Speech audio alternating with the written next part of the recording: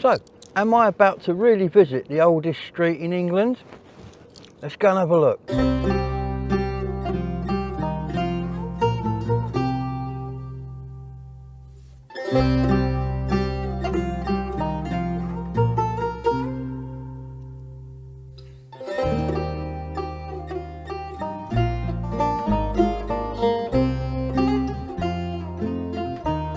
So, today I've come to Wells to see if it really is the oldest street in England.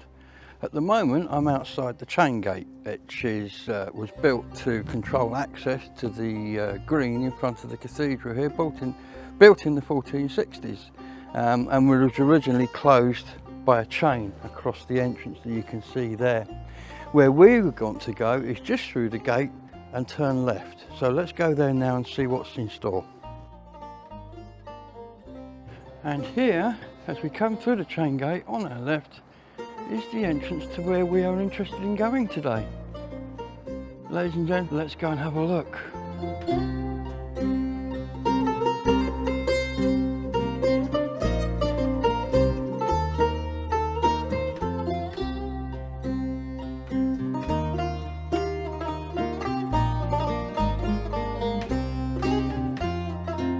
I'll give you Vicars Close.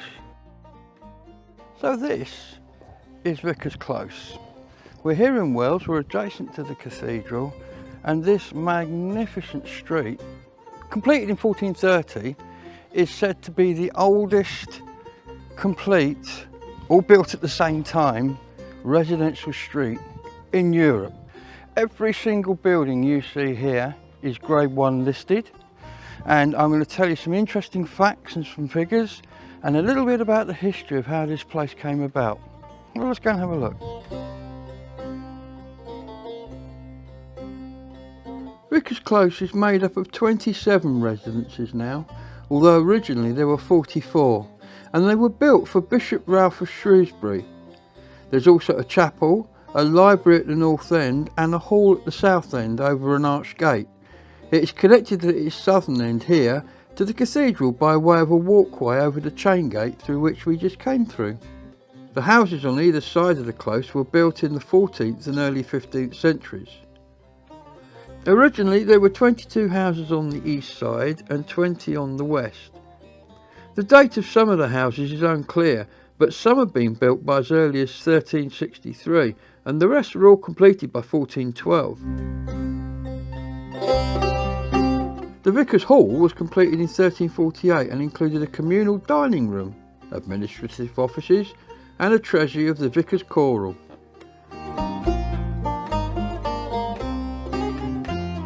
Since then alterations have been made, including unified roof, front gardens and raised chimneys.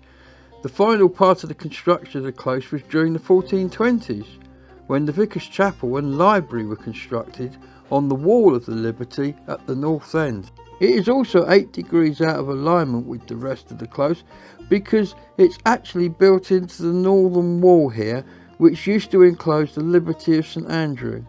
This Liberty, 52 acres of it, included all of the cathedral, the Bishop's Palace, this area, the deanery and the Cathedral Green. The south face includes shields commemorating the bishops of the time. The interior, which we can't get into sadly, is decorated with a 19th century gesso work by Hayward Summer, who made gesso works, I guess. And the building is now used by the Wells Cathedral School, which is why we can't get in there. To compensate for the misalignment of the chapel by 8 degrees, the roof slopes slightly to the west so that it appears level from the close. So Vicars Close, you can see here behind me, looks much longer than it actually is because it's 140 metres long, or 460 feet. Here it's 10 feet or 3 metres wider than it is up there. They've actually narrowed the street down as it goes towards the top. This makes the street look longer from this end, but conversely, when we get up the other end and look back this way, it looks shorter. Let's go check that out. And so as we get to the other end and look back, you can see that it is clearly looking shorter now. The perspective is now working against it. But don't take my word for it, let's check that out. 1, 2, 3, 4, 5, 6, 7, 8. 1, 2, 3, 4, 5, 6, 7, 8, 9, 10, 11. Following the 15th century Reformation, when clerical marriage was permitted, large households started popping up, so bigger houses were needed, and some of these houses were knocked together into larger dwellings. Others had extensions built to the rear. This is Shrewsbury House. It's obviously architecturally different from the rest of the buildings here, and that is because it was built in the 19th century after a fire burnt down the original house that stood there. In the 15th century, the garden walls were added as part of a development on the street. The walls are on average 4 metres from the front of the houses.